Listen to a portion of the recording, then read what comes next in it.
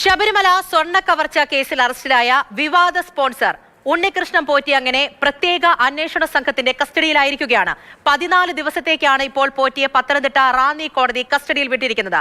തന്നെ കുടുക്കിയതാണെന്നും കുടുക്കിയവരെ നിയമത്തിന് മുന്നിൽ കൊണ്ടുവരുമെന്നും കോടതിയിൽ നിന്ന് ഇറങ്ങി വരുമ്പോൾ ഉണ്ണികൃഷ്ണൻ പോറ്റി മാധ്യമങ്ങളോട് പ്രതികരിച്ചു.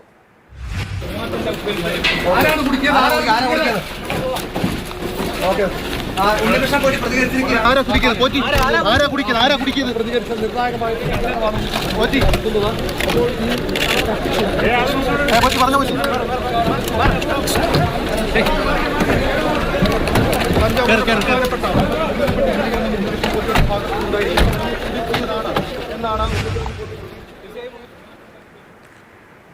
വിശദാംശങ്ങളിലേക്ക് പോകാം. R Ananthakrishnan, C K Abhilal, Raghunath Narayanan എന്നിവരാണ് നമ്മളോടൊപ്പം വിവരങ്ങൾ നൽകാനായിട്ടുള്ളത്. ആദ്യം ആർ അനന്തകൃഷ്ണനിലേക്കാണ്.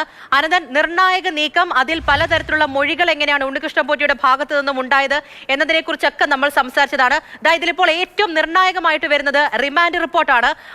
അതിന്റെ വിശദാംശങ്ങൾ മാതൃഭൂമി ന്യൂസിന് ലഭിക്കുകയും ചെയ്തിട്ടുണ്ട്.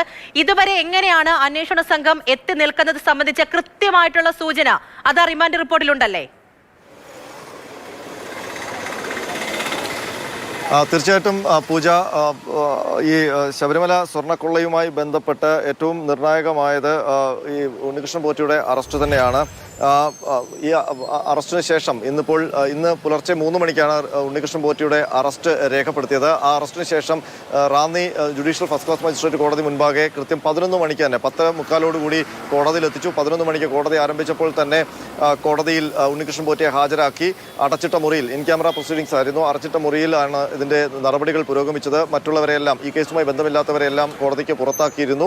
ഏതാണ്ട് 15-20 മിനിറ്റോളം നടപടികൾ തുടർന്നു. അതിനുശേഷം 14 ദിവസത്തേക്ക് കോടതി ഉണ്ണികൃഷ്ണൻ പോറ്റിയെ SITയുടെ കസ്റ്റഡിയിൽ വിട്ടുകൊണ്ട് വിടുകയും ചെയ്തു. 2 കേസുകളാണ് ഉണ്ണികൃഷ്ണൻ പോറ്റിയുടെ അറസ്റ്റ് രേഖപ്പെടുത്തി കോടതിയിൽ ഹാജരാക്കിയത്. ആ റിമാൻഡ് റിപ്പോർട്ടാണ് നമ്മളിപ്പോൾ മാതൃഭൂമി ന്യൂസ് പുറത്തുവിട്ടത്. അതിൽ കൃത്യമായി എന്താണോ ദേവസ്വം വിജിലൻസ് കണ്ടെത്തിയത് അതുമായി ബന്ധപ്പെട്ട കാര്യങ്ങളിലേക്ക് വിളിച്ചു. അതിന് സമാനമായ രീതിയിൽ തന്നെയാണ് SITയുടെ അന്വേഷണവും പോകുന്നത്. ഈ റിമാൻഡ് റിപ്പോർട്ടിന്റെ ആകെ ചുരുക്കം 1998 വിജയ് മല്യ സ്വർണം പൊതിഞ്ഞിരുന്ന ദ്വാരപാലക കവചങ്ങൾ അത് ഉണ്ണികൃഷ്ണൻ പോറ്റിക്ക് ചെമ്പുപാളി എന്ന മട്ടിൽ ദേവസ്വം ഉദ്യോഗസ്ഥർ നൽകിയിട്ട് അത് ചെന്നൈ സ്മാർട്ട് ക്രിയേഷൻസിൽ അതിൽ നിന്ന് സ്വർണം എടുത്ത് അതിൽ കുറവ് തൂക്കമുള്ള സ്വർണം പൂശി തിരിച്ച് ഏൽപ്പിച്ചു എന്നുള്ളതാണ് ഈ റിമാൻഡ് റിപ്പോർട്ടിലെ കണ്ടെത്തൽ.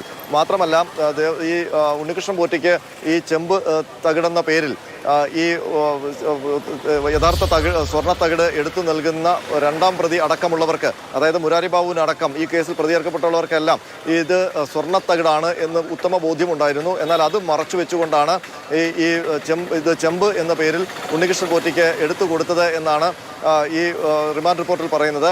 അതിനൊപ്പം തന്നെ ഇത് കൃത്യസമയത്ത് അത് സ്മാർട്ട് ക്രിയേഷൻസിൽ അതിൻ്റെ സ്വർണം പൂശിയ ശേഷം, കുറഞ്ഞ തൂക്കത്തിൽ സ്വർണം പൂശിയ ശേഷം അതിൻ്റെ ഉദ്യോഗസ്ഥർ, ദേവസ്വം ബോർഡിൻ്റെ ഉദ്യോഗസ്ഥർ അവിടെ ഉണ്ടായിട്ടും അവരത് തൂക്കം നോക്കി അതിലെ ക്രമക്കേട് കണ്ടെത്താൻ നിൽക്കാതെ അത് പ്രതിയെ ഏൽപ്പിച്ച് തിരിച്ചു പോരുകയായിരുന്നു ചെയ്തത്. അതിൻ്റെ ഫലമായി അത് വിവിധ സ്ഥലങ്ങളിൽ പൂജകളൊക്കെ നടത്തി കൂടുതൽ ലാഭം നേടാൻ പ്രതിക്ക് അവസരമൊരുക്കി എന്ന വിശദാംശങ്ങൾ കൂടി ഇതിലുണ്ട്.